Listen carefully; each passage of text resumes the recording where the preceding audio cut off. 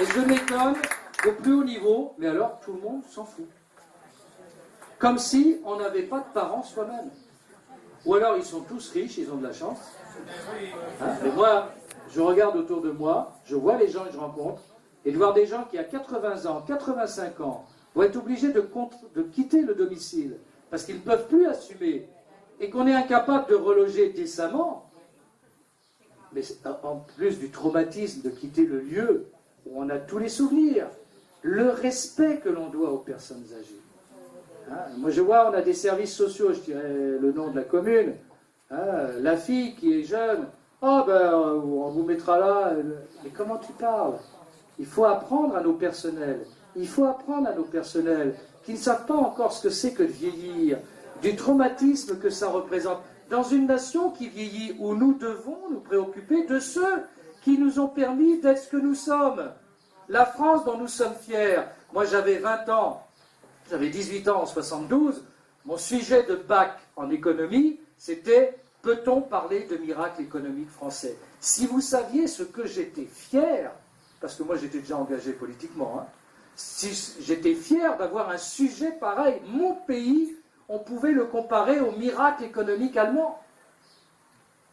Aujourd'hui, ça va plutôt, y aura-t-il un miracle, hein, ou la cour des miracles selon les quartiers, hein, bref.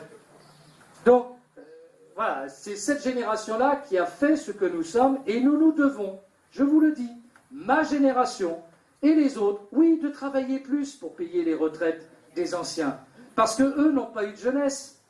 Leur jeunesse, elle a été foutue à 14 ans, à 16 ans. Nous, la jeunesse, elle a été foutue, moi, j'ai commencé à bosser à 22 ans. Et je peux bien faire un peu plus, et payer, oui, payer, pour que des gens vivent dignement. C'est cela que nous devons apprendre, et c'est cela que nous n'avons pas su expliquer non plus dans le débat sur les retraites. Sinon, c'est que l'égoïsme ramené à soi-même. Il n'y a pas que soi, on est contraint nécessairement à la solidarité. Je vous signale que c'est nous, la droite populaire, qui avons fait passer cet amendement qui corrige le minimum vieillesse pour les étrangers.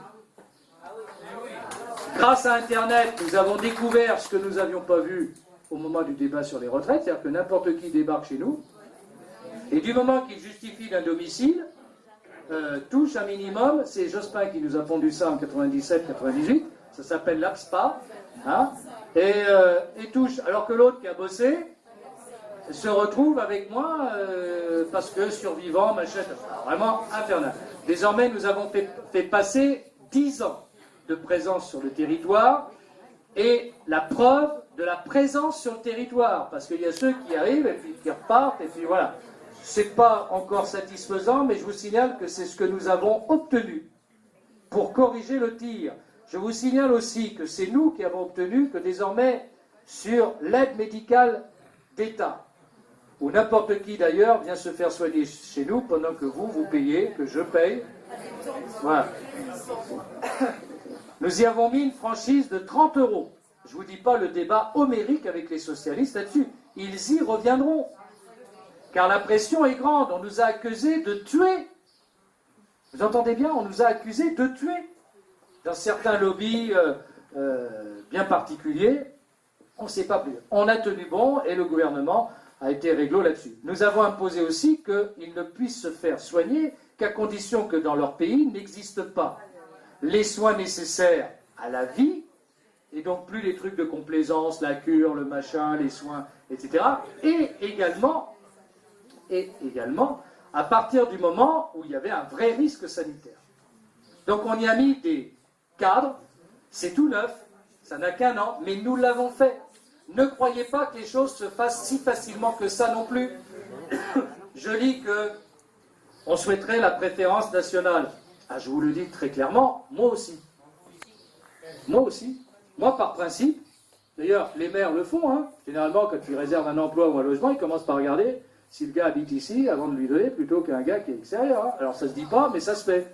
Hein. Donc, je vois vraiment pas pourquoi, au niveau de l'État, ça se fait pas. Mais il ne faut pas le dire. Je vous signale simplement qu'au niveau européen, c'est interdit. Donc, ceux qui vous le promettent, ils ne le feront jamais. À moins de sortir le pays de l'Europe. Sachez-le quand même. Moi, je suis le premier à le vouloir. Hein. Pour moi, priorité aux Français, quelle que soit son origine, aux Français qui travaillent travaille pas momentanément, si c'est vraiment que momentanément, hein, parce que si c'est un professionnel, c'est autre chose. Priorité. Je suis bien d'accord. C'est du bon sens. Le problème, c'est que quand vous l'affichez clairement, vous êtes condamné par la Cour de justice européenne. Donc ceux qui vous le promettent,